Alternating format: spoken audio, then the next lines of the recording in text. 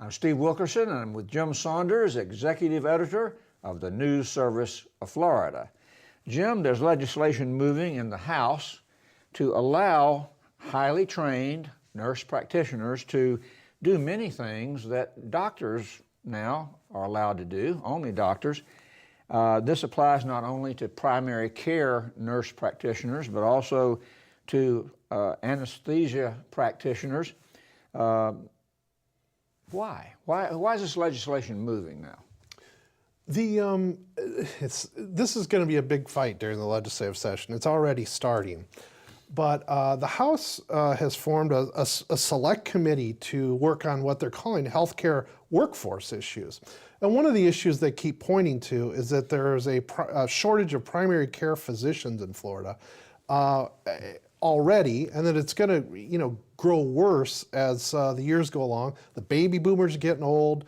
We got this population bubble moving into that, and there's a lot more of them moving to Florida. So that's part of the argument, is that they are saying, we need to find ways to be able to provide primary care to the population, especially in, they say, rural areas, for instance, where there's not that many doctors, and that these nurse practitioners who are RNs, but they go on to get master's degrees, some of them get PhDs, some of them have specialties, such as in anesthesia, and so they're highly trained, and that they can do a lot of the functions that doctors have done.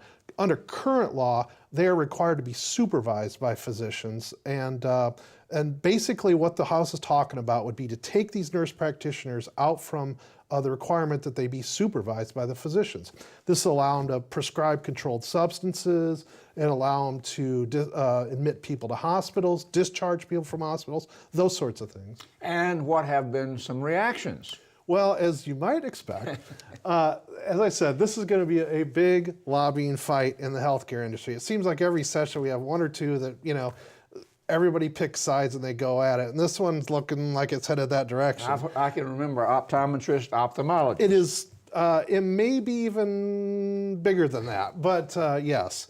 The Florida Medical Association, which is the, best known physicians lobby in the state, they are coming out already double guns against this thing. The anesthesiologists are coming out big against it.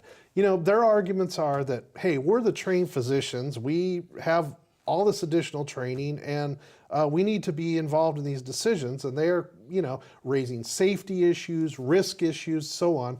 And the nurse practitioners are lobbying themselves pretty strongly, and they're saying, hey, we're doing a lot of this work already, and it's just a matter of, whether we're going to have some freedom to do it without, having the doctors supervise or sign off on things.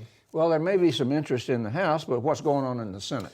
At this point, the Senate is taking a go slow approach, if at all approach, I think.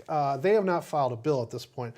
One of the interesting sort of undercurrents in this thing is that Senate President Don Gates, I think pretty widely is viewed as having close ties to the doctors. So President Gates is, in his final year as president, and if he wants to stop this, he can. But the House leadership seems to be very much supportive of it. So, it may be one of those things that later in session there's a deal cut. It's, way too early to tell at this point. Well, let me walk us through another kind of complicated but very important issue to a lot of parents, particularly.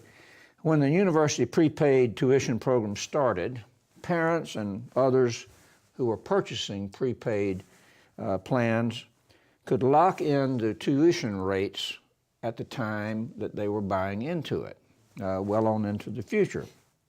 That all changed when the legislature passed legislation allowing universities to increase tuition rates up to 15% a year.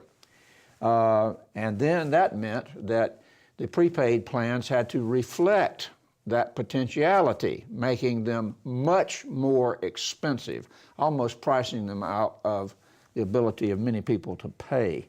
There's legislation now being considered to address that problem, correct?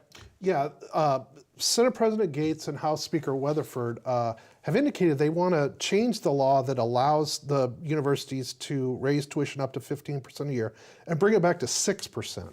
Now, in practice, the last couple years, there really hasn't been that big of tuition increases because Governor Scott has basically said, no way. I mean, he has, made holding down tuition one of his, a main part of his platform, and he's doing it again for the coming fiscal year. But they want to bring that down to 6%. And if they do so, that would, for the purposes of the prepaid program, allow them to not have to worry that tuition is going to go up at such a great rate, so they could charge lower amounts to parents buying these plans.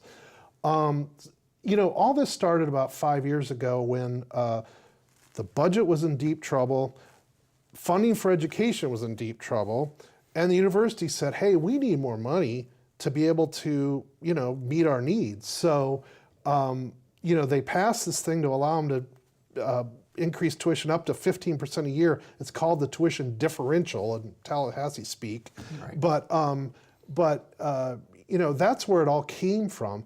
But there were warnings at the time that this could cause problems in the prepaid program, which I think a lot of people have always thought was very successful and was a low-cost way for people to send their kids to college.